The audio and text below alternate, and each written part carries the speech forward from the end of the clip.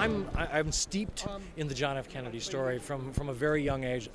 Loved the Kennedys, grew up Irish Catholic. It was just a different world when he was the president, and I don't know how he would fare today.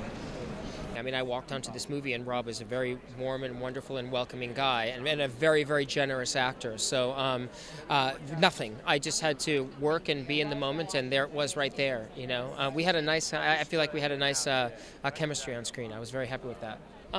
It was. I felt a big responsibility to really try to get it right and respect the family and do a good job. I mean, I was a little nervous about it, you know. Bill O'Reilly sort of gave me the framework with his book, but my real challenge was to try to figure out a new and fresh way, and I hope we've succeeded. What I really wanted to do was show you Jack, the man. What would Jack and Jackie be like as they're afraid that the missiles are going to fall during the Cuban Missile Crisis? What do they talk about as a husband and wife?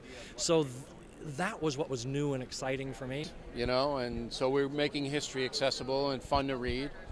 And we're going to do a big World War II book. Everybody thinks they know what happened in World War II. You don't. People are hungry for news. I really do. I mean, there's plenty of opinion out there, but they really want news as much as they can get. I think that you build an audience and you don't let them down. And if you screw up, you apologize. Well, I think it's interesting. One of the things that I've listened to these amazing recordings, and one of them he was really trying to sell his tax cut plan. And I thought, there's a Democrat coming into office that wants to cut taxes. That's a rarity.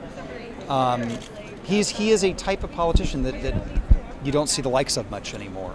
I did as much research as I could. I watched all these home movies she made. I listened to. She recorded her journal. She kept a journal of her days in the White House. She recorded them for posterity. And then once I got to set, I had all that research, and then they put the wig on and the costume, and then that was it. The alchemy of the costume and the research. I was her as much as I could be. We had to film a scene where one of the federal agents had to come in and tell us that President Kennedy was dead, and that was the main scene that we did over and over again. It's very moving, very moving. Myself and Nelson McCormick, our director, it was our goal from the beginning to paint a human side, a human face on this guy, because he's always seen as this two-dimensional villain. So it involved, you know, me kind of looking at him from an outsider's perspective at the beginning, and then finding the crack where I could go, okay, that's how I'm going to get behind your eyes and look through you know, and that was the key, and I think that we were successful in that. I had no knowledge of Medina Oswald's existence before, because I believe this was such a moment in history, and we were given a villain, and we villainized him and had no idea of his, you know, family life.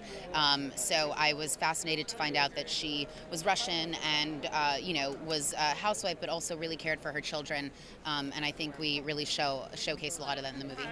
Because the thing that really got me into it, the thing that made me realize, made me get inside his head at the end of the day, was that I realized one day how neglected he was as a child, and how much he didn't have any love growing up, you know, and when you plant that seed, when you're a little boy and you're developing yourself as an individual, your mind is being molded, you derail something, and it's going to end up going down a different path at some point.